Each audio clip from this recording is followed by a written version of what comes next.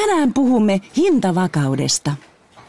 Euroopan keskuspankin neuvosto on määritellyt hintavakauden euroalueen yhdenmukaistetun kuluttajahintaindeksin alle 2% vuotuiseksi nousuksi.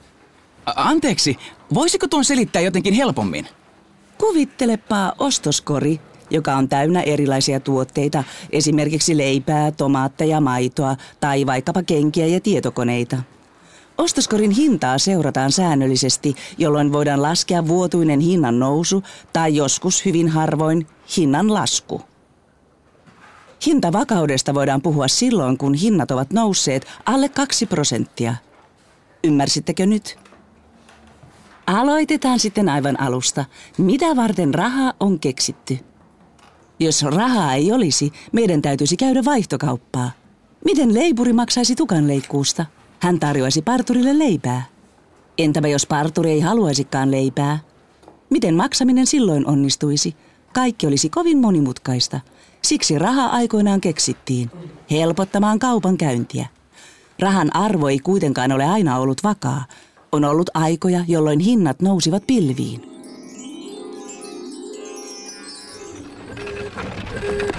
Wow! Mitä tapahtui? Missä me olemme? En tiedä, mutta minulla on nälkä. Katso!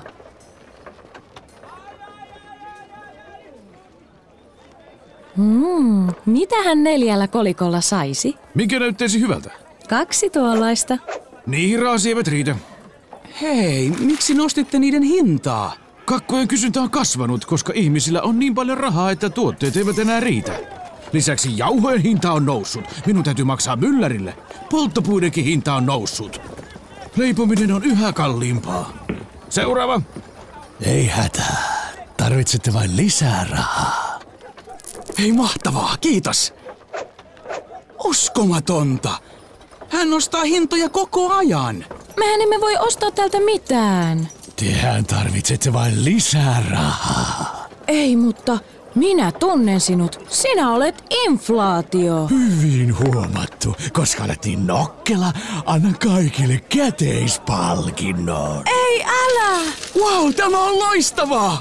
Eikä ole. Jos rahaa on enemmän kuin myytävänä olevia tuotteita, hinnat nousevat ja rahan arvo laskee.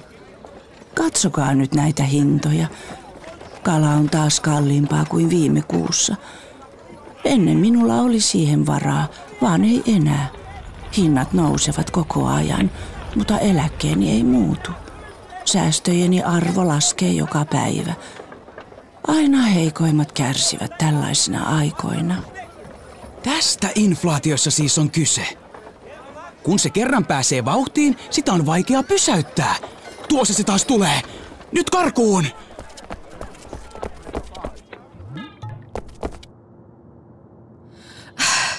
Hyvä, että pääsimme pakoon. Kukahan sitä inflaatiota vahtii nykyään? Opettaja taisi puhua jotakin Euroopan keskuspankista ja hintavakaudesta.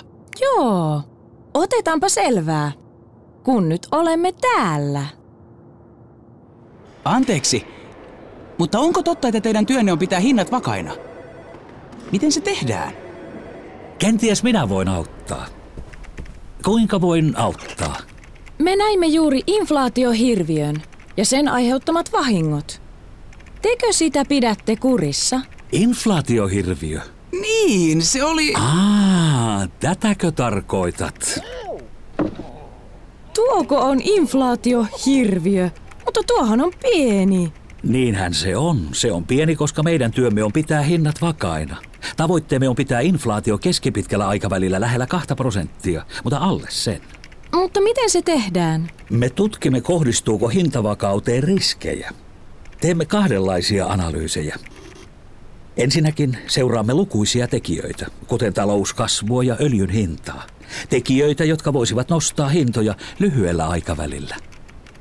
Toisekseen tarkkailemme, paljonko rahaa taloudessa liikkuu, sillä muuten hinnat voivat nousta keskipitkällä ja pitkällä aikavälillä.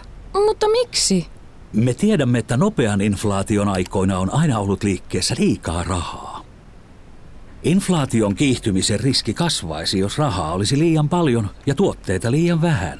Jos vaikka kaikki tahtoisivat ostaa torilta samat kakut. Aivan, mutta inflaatio kiihtyy vain, jos kaikki hinnat nousevat. Eivät siis ainoastaan kakkujen, vaan kaikkien tuotteiden ja palvelujen hinnat. Voiko sitä estää jotenkin? Voitteko te vaikka estää leipuria nostamasta hintojaan? Ei, sitä me emme voi tehdä, mutta me päätämme korkotasosta. Minäpä selitän.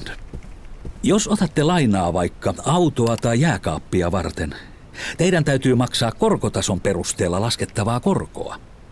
Korko on siis rahan hinta. Mitä kalliimpaa raha on, eli mitä korkeampi korko on, sitä vähemmän rahaa kysytään. Ihmiset lainaavat vähemmän, kun raha on kallista. Juuri niin. Siksi meidän työmme on asettaa korkotaso. Ja varmistaa, että hinnat pysyvät vakaina. Aivan. Vakaat hinnat lisäävät luottamusta. Ihmisten on helpompi säästää ja sijoittaa. Jos menette ostoksille muutaman kuukauden päästä, tuotteet maksavat suunnilleen saman verran kuin nyt. Ja yritykset investoivat enemmän, mikä tukee talouskasvua ja luo työpaikkoja. Ja silloin maa vaurastuu.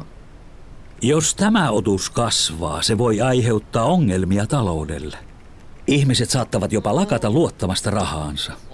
Siksi me Euroopan keskuspankissa ja koko eurojärjestelmässä suhtaudumme tehtäväämme niin vakavasti. Eurojärjestelmä? Eurojärjestelmään kuuluvat Euroopan keskuspankki ja euroalueen maiden kansalliset keskuspankit. Ja on meillä muutakin vahdittavaa. Muutakin? Kyllä. Katsokaahan, tämä on deflaatio. Mikä se sitten on? Deflaatio on yleisen hintatason lasku. Kuulostaa hienolta. Sitä se ei ole. Aivan kuten inflaatiostakin, deflaatiosta voi olla haittaa taloudelle. Jos esimerkiksi kaikkien tuotteiden hinnat laskevat, kuluttajat lykkäävät ostamista, kunnes tuote on viikon tai kuukauden kuluttua vielä halvempi. Yritykset saattaisivat samasta syystä lykätä investointejaan. Talous kärsisi. Nämä otukset ovat oikeita tuholaisia. Mikä on Euroopan keskuspankin ja eurojärjestelmän ensisijainen tavoite? No? Ylläpitää hintavakautta. Hyvä. Ja taistella inflaatiohirviötä vastaan. Voihan sitä siksikin kutsua. Yeah!